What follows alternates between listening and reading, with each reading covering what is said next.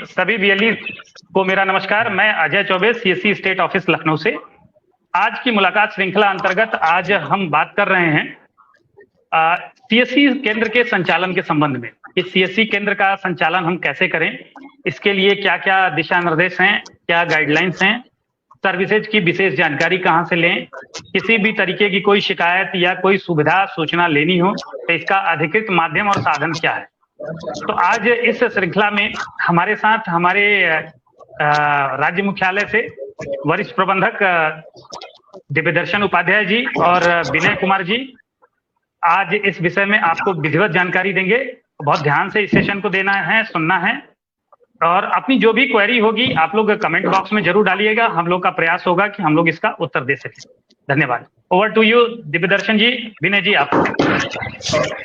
नमस्कार, मैं दिव्यदर्शन उपाध्याय। नमस्कार, मैं विनय कुमार मिश्रा और आज के सेशन में आप सभी वीएलई भाइयों का स्वागत करता हूं। जैसे कि अजय सर ने कहा कि आज हम इस सेशन में ओवरऑल सीएससी कैसे आप लोग कैसे अपने सेंटर को ब्रांडिंग कर सकते हैं, कैसे अपनी अर्निंग बढ़ा सकते हैं और कौन कौन से आने वाले समय में कौन कौन से सर्विसेज को इस्तेमाल करते हुए आप अपनी अर्निंग बढ़ा सकते हैं। मेरे साथ दिव्यदर्शन जी हैं। हम और दिव्यदर्शन जी मिलके आपको इन सब चीजों के बारे में संपूर्ण जानकारी देंगे। तो दिव्यदर्शन जी, जैसे कि जनरली हम लोग जब सेंटर विजिट करते हैं तो ये देखने को मिला है कि हमारे वीएलई भाइयों के सेंटरों पे अदर कंपनियों का ब्रांडिंग बहुत होती है, बट कहीं पे भी सीएससी की ब्रांडिंग नहीं दिखती। तो थोड़ा सा मैं चाहूंगा कि आप इस विषय में थोड़ा सा विस्तार से बताएं कैसे वीएलई भाई अपने ब्रांडिंग करें और दिखे कि हाँ ये सीएससी सेंटर है। बिल्कुल विनय भाई, जैसा आपने बताया, हम जब भी सभी वीएलई भाई हमारे जानते हैं कि हमारा जो विशेष फोकस रहता है जब भी हम कॉमन सर्विस सेंटर पे आपके विजिट करते हैं तो वहां पे क्या पाया जाता है कि आप जैसे कि आप बैंक बीसी हैं तो या कोई आप अन्य काम कर रहे हैं तो जैसे है विशाल फोटोकॉपियर्स या जो है अनुष्का प्रिंटर्स, बट आपका जो कॉमन सर्विस सेंटर है, जो आपका उस केंद्र को चलाने का उद्देश्य है वो कॉमन सर्विस सेंटर होता है। वहां पे कॉमन सर्विस सेंटर का जो एक स्पेस होता है वो कोने में कहीं जाके लगा होता है, जिससे लोग ये जान ही नहीं पाते हैं कि आप जिस केंद्र का संचालन कर रहे हैं उसका असल में जो विषय वस्तु है वो कॉमन सर्विस सेंटर है। तो जब आप वहां पे कॉमन सर्विस सेंटर का एक प्रॉपर ब्रांडिंग करेंगे और कॉमन सर्विस सेंटर पे मिलने वाली सेवाओं का जो है एक विस्तृत विवरण वहां पे लिखा रहेगा तो लोग उससे आकर्षित होंगे और उनको पता चलेगा सेंटर पे आने पे। जैसे एक बिजनेस में एक भाषा बोली गई है जो हमारे सेल्स में एक जो लोग बोला करते हैं कि जो दिखता है वो बिकता है। विश्वास सही तो जो चीजें आप फ्लैश करते हो वही चीजों के सामने जाता है, लोगों के सामने जाता है। तो वहां पे होता है कि लोगों को पता ही नहीं चलता आपका सेंटर देख के। हमारे बहुत सारे अधिकारीगण भी हम चूंकि आपको मालूम है कि हम बहुत सारी सरकारी सेवाओं के साथ भी जुड़े हुए हैं जिसपे हमारे सम्मानित जो गवर्नमेंट ऑफिशियल्स होते हैं वही विजिट करते हैं। तो सबका एक ऑलवेज कंसर्न रहता है कि दिव्यदर्शन जी, विनय जी, जो आप लोगों के यहाँ जो कॉमन सर्विस सेंटर आपके संचालक हैं, आपके वीएलई भाई हैं, उसमें से अधिकांश वीएलई भाई जो है वो अपने सेंटर पे प्रॉपर ब्रांडिंग लगा के नहीं रखते हैं कॉमन सर्विस सेंटर का, जिससे ये मतलब प्रथम दृष्टया ये देखने पे हमें मालूम हो कि हाँ ये कॉमन सर्विस सेंटर है जो संचालित हो रही है। तो उसी के संबंध में हमारा जो है वो आज उसके संबंध में हमने आज एक मीटिंग रखनी चाहिए। हमने निवेदन किया कि हम आज अजय सर से कि हम लोग बैठे हैं और इस विषय पे बात करें विस्तृत रूप से कि कैसे हम कॉमन सर्विस सेंटर संचालन कर सकते हैं अच्छे रूप से। तो मेरा मानना ये है कि अभी हम लोग स्क्रीन पे कुछ बैनर एक आप लोगों के सामने रखेंगे, जिसका हमारा मानना है कि वो बैनर और एक बैनर हम आपके डिस्क्रिप्शन बॉक्स में जो हमारा नीचे आपका इस पूरी फेसबुक लाइव का जो डिस्क्रिप्शन बॉक्स है उसमें हम आपको बैनर का लिंक वगैरह भी आपको डाल देंगे। ये देखिए कॉमन सर्विस सेंटर है वाराणसी में, जब लोगों ने विजिट किया था तो ये गोल वाला बैनर आप देख रहे होंगे जो पेड़ पे लगा हुआ है, उसके सामने कॉमन सर्विस सेंटर का आगे बैनर लगा हुआ है, इस तरह से था। तो यहाँ पे आप देख रहे हैं कि कोई भी व्यक्ति आएगा तो उसको प्रथम दृष्टया देखते ही मालूम चल जाएगा कि this is the common service centre. ये कॉमन सर्विस सेंटर है, वही कॉमन सर्विस सेंटर है जहां से हमको सारी सरकारी और गैर सरकारी सेवाएं मिलती हैं। तो वो आदमी आकर्षित होगा और फिर आपके सेंटर पे आएगा। जैसे कि कृष्ण जी, जैसे कि माननीय मुख्यमंत्री जी या माननीय प्रधानमंत्री जी द्वारा बार बार ये कहा जाता है कि जन सेवा केंद्र, हमारे जन सेवा केंद्र से सरकारी सर्विसेज, सरकारी बेनिफिशरीज को दी जाती है।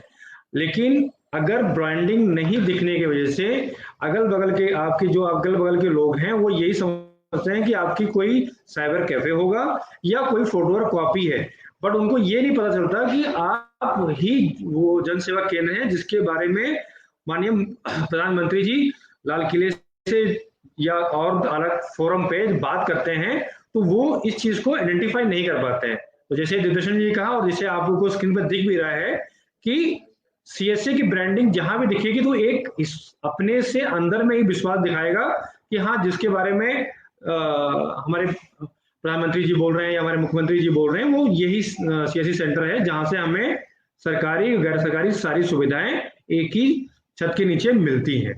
तो ये ब्रांडिंग अगर आप देखें तो एक आर बना होगा, या आर के बारे में थोड़ा सा विस्तार से बताएं देवदर्शन जी। देखिए, कॉमन सर्विस सेंटर का जो सीएससी का हमारा लोगो है वो एक रजिस्टर्ड लोगो है हमारा, तो उसी के साथ रजिस्टर्ड लोगो होने की वजह से जो है आर का एक कॉलम भी, आर का एक सिंबल भी ऊपर बना हुआ है हमारे साथ, और एक अप्रूव्ड बैनर है जो आपने केंद्र पे लगाएंगे आप। अब विशेष पर जैसे विनय जी बोल रहे थे कि जो हमारे कॉमन सर्विस सेंटर पे देखिए, हम जो हमारा जो टैग लाइन ही है, जो हमारा जो जिस विषय वस्तु पे हम आए हम लोगों के बीच में अपना कॉमन सर्विस सेंटर के रूप में, उसका विशेष जो प्रयोजन था वो यही था कि सरकार आपके द्वारा, तो सरकार आपके द्वारा जब जब जो विषय वस्तु के साथ हम आए हैं, सारी चीजें आप अपने गांव में ही जमा कर सकते हैं। तो वहां पे जो है कॉमन सर्विस सेंटर के ब्रांडिंग के साथ साथ जो अजय सर दूसरी बात कर रहे थे रेट लिस्ट की, यानी पारदर्शिता बहुत जरूरी होती है सरकारी सेवाओं गैर सरकारी सेवाओं को देने में, जिससे जो भी नागरिक आपके केंद्र पे सेवाओं को प्राप्त करने के लिए आ रहा है उनके मन में एक चीज हमेशा रहती है कि देखिए, जैसे कि ये रेट लिस्ट है, यानी जो भी हमारे सेंटर पे सेवाएं मिलती हैं उनका अधिकृत जो फीस है यानी चार्ज जो हम लेते हैं वो चार्ज क्या है वो सामने रेट लिस्ट लगी रहती है।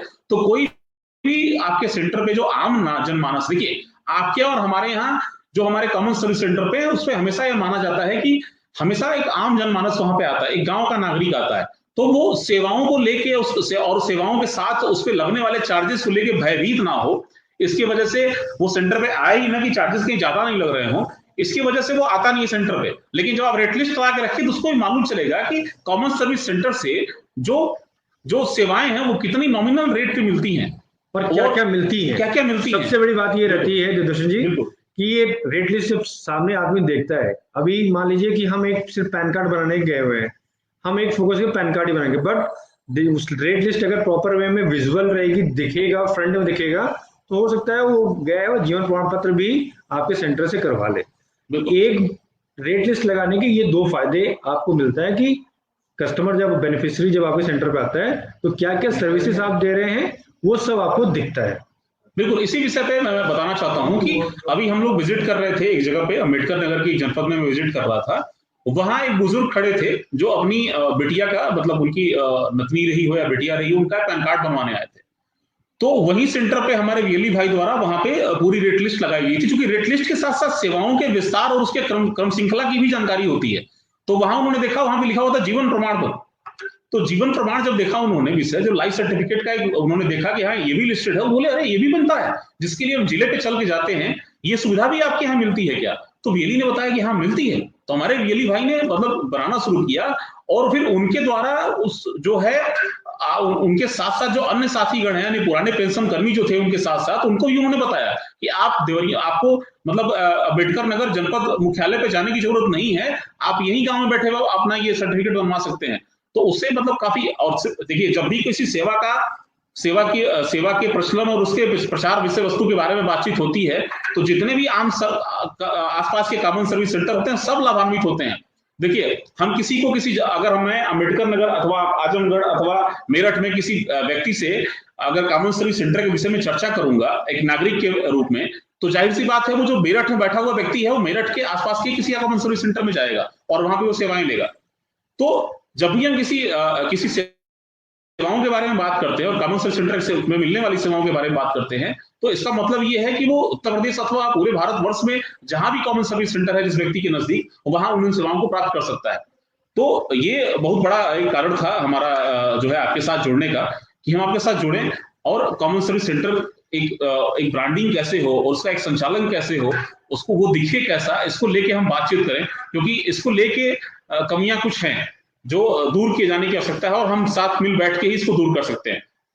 तो इसी पे मैं आगे बढ़ते हैं। और अजय सर से मैं रिक्वेस्ट करूंगा, अजय सर, जैसे कि हम लोगों ने, दूरदर्शन जी ने वो हमने बताया कि ब्रांडिंग कैसे होगी। अब ये है कि हमने फ्रंट दिखाया कि हमारा सीएससी वीएलई का फ्रंट कैसे है। अभी जो चीजें चल रही हैं उसके बारे में थोड़ा सा और विस्तार में बताएं, थोड़ा सा हमारे वीएलई भाइयों को। जी विनय जी, जैसा कि अभी हम लोग चर्चा कर रहे थे, मैं उसी में एक लाइन और जोड़ना चाहूंगा कि माननीय प्रधानमंत्री जी द्वारा हमेशा सीएससी की संख्या के बारे में बोला जाता है। पूरे हिंदुस्तान में 3 लाख से अधिक कॉमन सर्विस सेंटरों द्वारा सेवा दी जा रही है।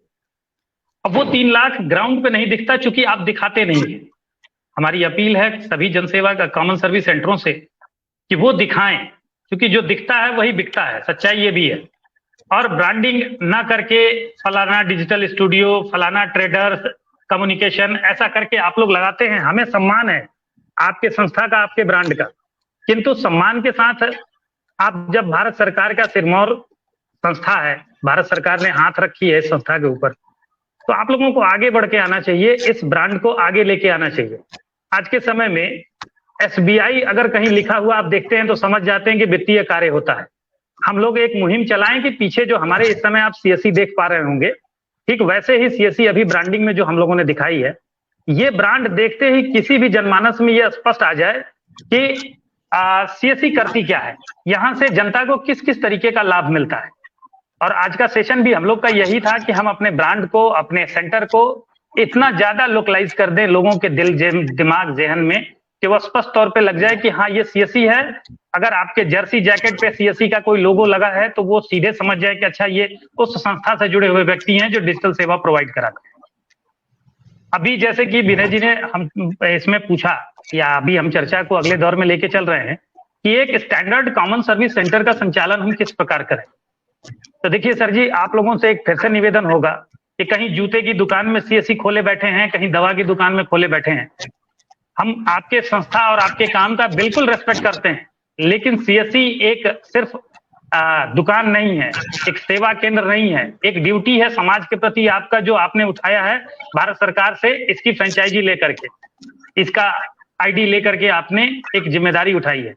तो उस जिम्मेदारी के क्रम में आपकी ड्यूटी बनती है कि आप एक बेहतर एनवायरनमेंट के साथ सामने सिटीजन को एक सुलभ स्थान मुहैया कराएं, जहां बैठने की व्यवस्था हो, पानी की व्यवस्था हो, लाइट की प्रॉपर व्यवस्था हो। कोई आपके पास पहुंचे तो ये ना हो कि भैया अभी लाइट नहीं है, फोटोकॉपी बाद में होगी। ये व्यवस्था आप करें। अपने साजो सामान जो भी है सब दुरुस्त रखें। कस्टमर का आपके पास एक रजिस्टर हो, कोई भी भुगतान डीजीपे के माध्यम से या किसी अन्य बैंकिंग सर्विसेज से भुगतान लेन देन कर रहे हो, या कोई सेवा कर रहे हो, किसी किसान की आप केवाईसी कर रहे हैं, लेबर पंजीकरण बना रहे हैं, या ई डिस्ट्रिक्ट की सर्विसेज दे रहे हैं, तो आपके पास कस्टमर रजिस्टर होना चाहिए, जिस रजिस्टर में आप कस्टमर से जुड़ी हुई सारी सुविधाएं, जो भी सेवा आपसे वो लेके जा रहा है, किस तारीख को आया, किस सेवा के लिए आया और कितना आपने भुगतान लिया, वो सारी चीजें मेंशन करने से भविष्य में एक तो वो ग्राहक आपसे जुड़ा रहेगा, आप उसका डेटाबेस लेकर के आप उसके साथ जुड़े रहेंगे। साथ ही साथ मैं एक बार निवेदन करूंगा, समस्त जो भी हमारे दर्शक हैं, आप जो भी इस समय कमेंट में दे रहे हैं जानकारियां, वो सारी हम पढ़ रहे हैं। इस सेशन के अंत में सारे लोगों को जवाब देकर के ही हम लोग ये सेशन क्लोज करेंगे। तो आप लोग देते रहें जानकारी और हम प्रश्न करते रहें कमेंट बॉक्स में, हम जवाब देंगे।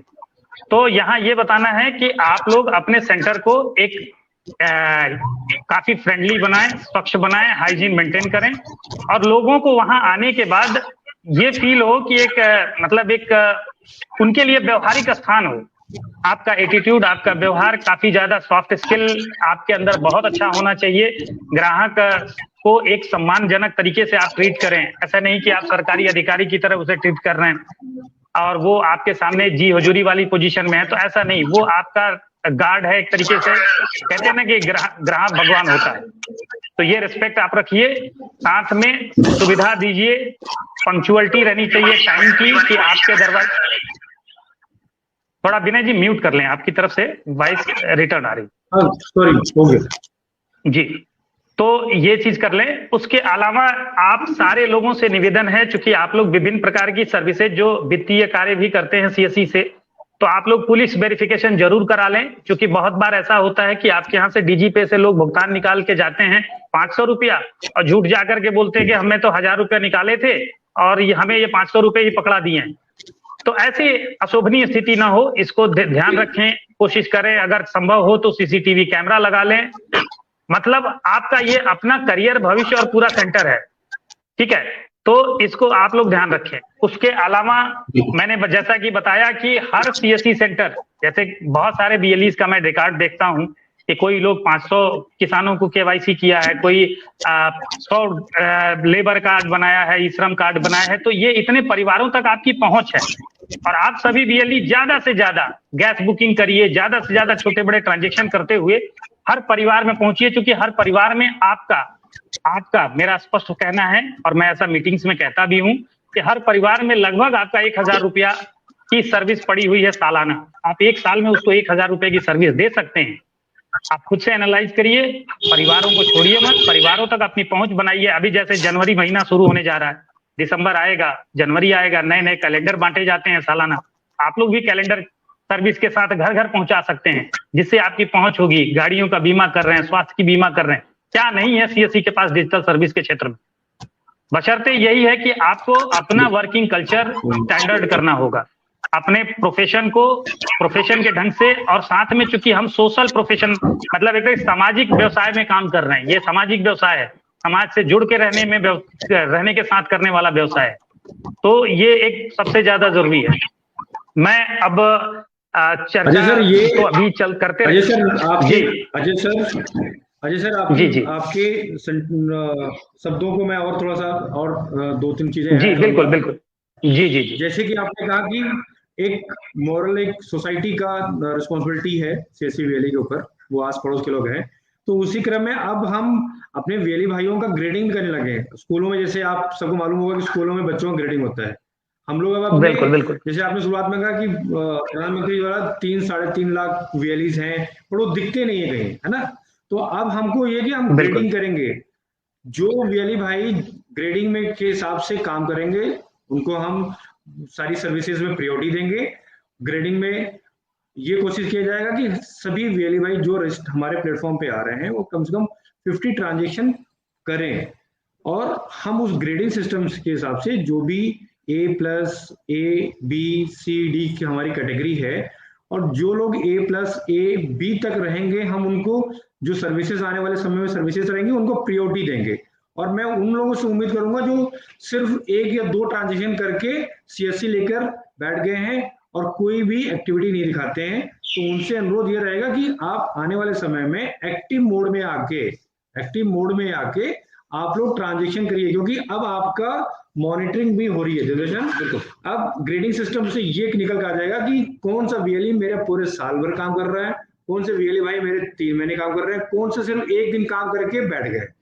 ट्रांजेक्शन की संख्या के आधार पे देखिए, जो अभी अजय सर कह रहे थे कि हर परिवार में अगर बिजनेस के प्रारूप में हम देखें तो हर परिवार के साथ हमारा कुछ ना कुछ बिजनेस जुड़ा हुआ है, चाहे वो विद्युत बिल कलेक्शन को लेके हो माती के आधार पे, चाहे वो वाहन बीमा को लेके हो, चाहे वो जीवन बीमा को लेके हो, चाहे वो आधार संशोधन को लेके हो, चाहे आ जाति प्रमाण पत्र बनाने को लेके हो, चाहे आईआरसीटीसी टिकटिंग को लेके हो, अथवा जो है आपका लेबर स्टेशन में हो, पासपोर्ट सर्विसेज में हो, ठीक है, बैंकिंग ट्रांजेक्शन हो, डीजीपे का आधारित भुगतान सेवा हो, डीजीपे जो आधार पेमेंट सिस्टम है हमारा, चाहे आपका गैस बुकिंग हो, चाहे आपकी जो है वो उनको लोन की सुविधा दिलवानी हो, उनका लोन दिलवाना हो, उनको वाहन उनको लोन पे दिलवाना हो, उनकी लोन की लीड जनरेशन हो, तो ये सारी सेवाएं, चाहे उनको जो है वो मतलब जितनी भी सेवाएं हमारी जो जुड़ी हुई है नागरिकों के द्वारा, इन सारी सेवाओं के माध्यम से आप उनसे जुड़ सकते हैं। मैंने आपको 16 से 17 सर्विसेस 20 सर्विसेस आपको जुड़वाए। ये सारी सर्विसेस वो सर्विसेस हैं जो सबसे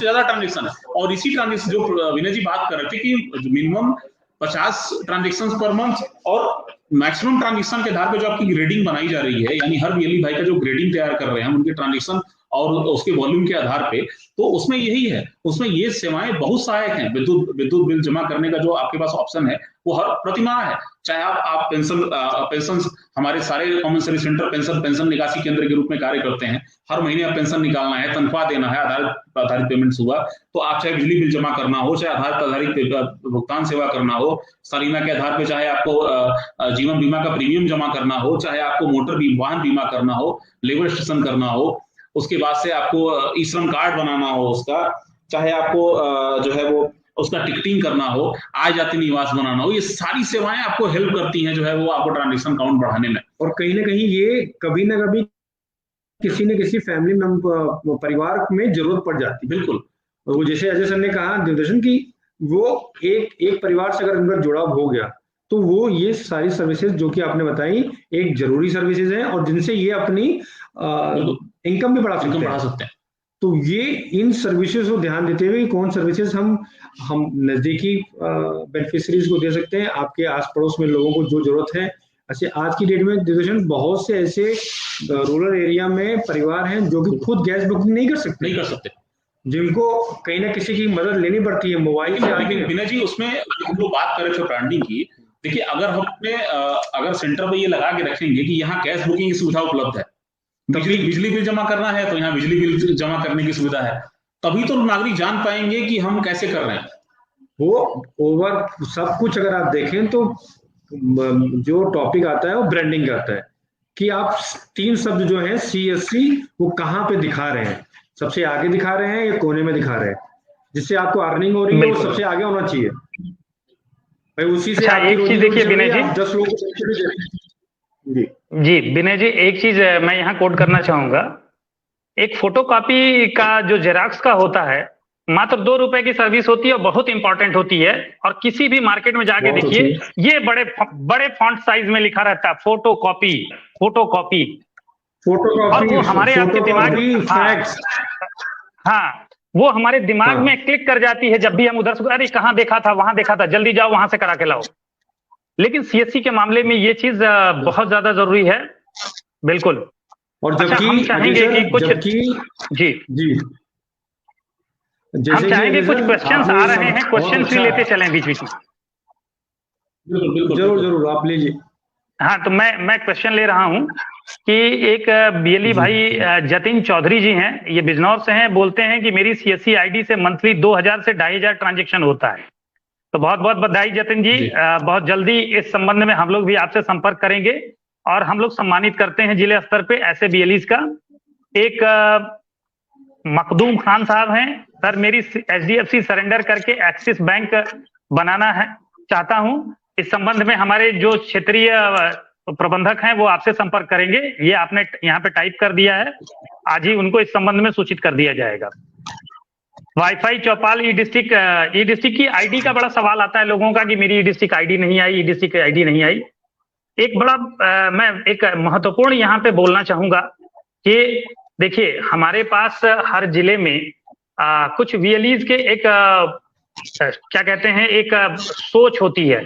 कुछ VLEs हमारे साथ सिर्फ UCL चलाने के लिए जुड़ते हैं, कुछ VLEs सिर्फ ई डिस्ट्रिक्ट के लिए जुड़ते हैं, उनको बाकी किसी चीज से मतलब नहीं होता। भारत सरकार की वो किसान की KYC करनी है या लेबर रजिस्ट्रेशन करना है, उन्हें कोई चीज से मतलब नहीं होता। एक टारगेटेड अभिष्ट चीज को लेकर के वो जुड़ना चाहते हैं, जबकि हमारे CSC का एक पूरा कोर कॉन्सेप्ट है। कॉन्सेप्ट यही है कि नागरिकों तक सेवा लेके जाना और इस सेवा भाव में अपनी अर्निंग करना। मैं सही हूं ना विनय जी इस बात को जो मैं बोल रहा हूँ?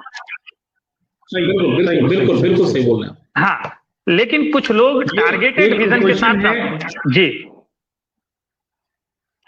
नहीं, आपने एकदम सही कहा सर कि जैसे कि अगर आप देखें हम स्टेट लेवल पे हम इधर हम लोगों ने 40-45 डिस्ट्रिक्ट में हम लोगों ने अभी हाल फिलहाल में VLE वर्कशॉप किया है और हम सभी लोग यहाँ पे गए हैं और सभी का यही एक प्रश्न रहता है कि सर हमको UCL नहीं मिला है, सर हमको ई डिस्ट्रिक्ट ID नहीं मिला है। और सबका अगर आप चेक करें या कुछ उसमें अगर देखें तो कुछ लोगों का 2-3 महीने पुरानी ID होती है अगर आप देखें, और कुछ ऐसे होते हैं सिर्फ एक हिट सर्विस कर रहे हैं, चाहे वो सीजनल सर्विस है, ई श्रम में उन्होंने अच्छा काम कर दिया बस आईडी बंद, अब उसके बाद उनका कोई भी वैल्यू एडेड सिस्टम में नहीं है। और रही बात यूसीएल की, तो इस फोरम से मैं बताना चाहूंगा कि यूसीएल के टारगेट्स हमें आधार गवर्नमेंट से मिलते हैं, जो कि आज की डेट में अचीव हो चुके हैं। अब हमारे पास अभी टारगेट्स नहीं है। जब इन फ्यूचर में जब टारगेट्स ओपन होंगे तो डेफिनेटली यूसीएल जैसे पहले भी दिए गए वैसे ट्रांजेक्शन बेस पे दिए जाएंगे। मैं एक बार ये बता दूं, जो ग्रेडिंग सिस्टम हम लोगों ने बात किया, उसी ग्रेडिंग सिस्टम के हिसाब से जो वीएलई भाई हमारे A+A B ग्रेडिंग में है, हम उनको प्रायोरिटी देंगे। भाई आपको दिखाना पड़ेगा कि आप हमारे सिस्टम में पुराने हैं और रेगुलर बेस में वैल्यू एडेड कर रहे हैं, कस्टमर काम कर रहे हैं। बिल्कुल। दूसरा CSC ID ई डिस्ट्रिक्ट के बारे में जैसे आपने बताया, उसमें भी सेम कंडीशन है सर। आप ट्रांजेक्शन करिए, सारी कैटेगरी फुलफिल कीजिए, और यहाँ से हम लोग रेगुलर बेस पे, जैसे आप खुद ही देखते हैं इस चीज को कि रेगुलर बेस पे हम इसको रिकॉन करते हैं, और रिकॉन के हिसाब से जिनकी आईडी होती है फर्स्ट कम फर्स्ट आउट में हम उनकी मेल आईडीज पे देते रहते हैं। और मैं अच्छा एक मैं एक बात अगला सवाल ले लेते हैं जी। हाँ, एक फोरम पे बताना चाहूंगा कि ये देखने को आ रहा है कि ब्लॉक लेवल पे, डिस्ट्रिक्ट लेवल पे वीएलई हमारे डिस्ट्रिक्ट मैनेजर के कांटेक्ट में नहीं रहता। एक ये प्रथा बन गई है कि आप स्टेट लेवल में फोन कर लीजिए और अपनी चीजों को बताइए और आपको सॉल्व हो जाएगा। तो मैं इस फोरम से बताना चाहूंगा सभी वीएलई भाइयों को कि आपके डिस्ट्रिक्ट में डिस्ट्रिक्ट मैनेजर्स हैं जो कि दिन रात आपकी सेवा के लिए वहां पे तत्पर हैं और काम कर रहे हैं, बट आप उनके संपर्क में नहीं रहेंगे तो आपको जानकारी नहीं मिलेगी। अभी मैं एक किस्सा बता रहा हूँ सर। मैं हापुड़ में गया था और मैंने वहां पे 110 वीएलई भाई इकट्ठा हुए थे वर्कशॉप में, और मैंने से पूछा कि भाई आप सभी में से कितने लोग ऐसे हैं जो कि ऑफिशियल डिस्क के जो ग्रुप है, डिस्ट्रिक्ट ग्रुप में है। आप विश्वास नहीं मानेंगे, 25 से 30 लोग ऐसे थे जो को डीएसके ग्रुप के बारे में जानकारी नहीं थी। तो मैं यही भी कहना चाहूँ कि आप हमारे डिस्ट्रिक्ट मैनेजर के कॉन्टेक्ट में रहिए, ऑफिशियल ग्रुप में जुड़िए, और जिससे कि डे टू डे एक्टिविटी में जो भी कम्युनिकेशन जा रहा है उस कम्युनिकेशन को देखिए, और अपने पहला स्टेप आप अपने डिस्ट्रिक्ट मैनेजर से मिलिए। डिस्ट्रिक्ट मैनेजर से अगर चीजें सॉल्व नहीं हो रही है तो आप दूसरा लेवल पे जाइए। तो कुछ प्रश्न जी विनय जी, अगला क्वेश्चन ले लेते हैं। अगला क्वेश्चन है कि एक बीएलई भाई हैं मयंक चौधरी जी। इनका प्रश्न है कि सर सुनने में आया है कि सीएससी आईडी राशन डीलर को दी जा रही है और पहले पंचायत सहायक भी हमारा काम कर रहे हैं, बीसी सखी भी, हम लोग क्या करें?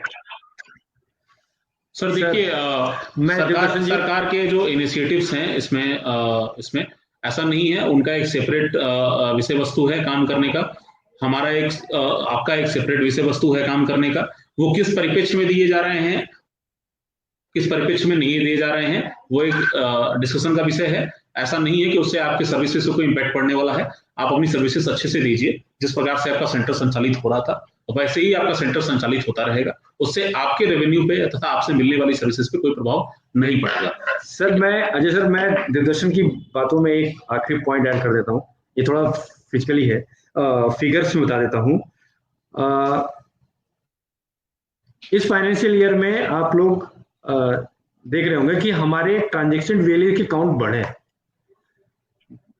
आपके कोटेदारों को मिल रहा है, क्रियान्वयन में मिल रहा है, डिपार्टमेंट ऑफ पोस्ट में भी चल रहा है, सब चल रहा है। लेकिन उसके बावजूद भी हमारे वैली भाई ने अपने ट्रांजैक्शन बढ़ाए हैं। हमारे ट्रांजैक्शन वैली का जो काउंट है वो इंक्रीज किया है। तो आप इन सब चीजों में ध्यान दीजिए, आप अपना काम करिए और आप जो यहां से दिशा निर्देश दिया जा रहा है उसको फॉलो करिए। आपकी इनकम बढ़ेगी, ग्राउंड में कई लोग भी इंक्लूड हो जाएंगे, उससे आपका कोई फर्क नहीं पड़ेगा, क्योंकि ऐसा कहीं नहीं हो रहा है कि आपकी सर्विसेज बंद करके उनको दे दी जाएगी। जो सर्विसेज आपके लिए हैं वो आपके लिए हैं, उसमें कोई भी सोचने का विषय नहीं। देखिए, हम भी चीजों को ध्यान देते हैं। जैसे कि अगला प्रश्न लेने से पहले मैं अजय सर इस पे करना चाहूंगा। जैसे इलेक्ट्रिसिटी बिल कलेक्शन में जो कमीशन कम हुए तो वेली भाइयों ने बोला कि हमारे कमीशन कम हो गए। हमने पूर्व में भी ये प्रश्न देखे हैं, सर हमारा इनकम घटा।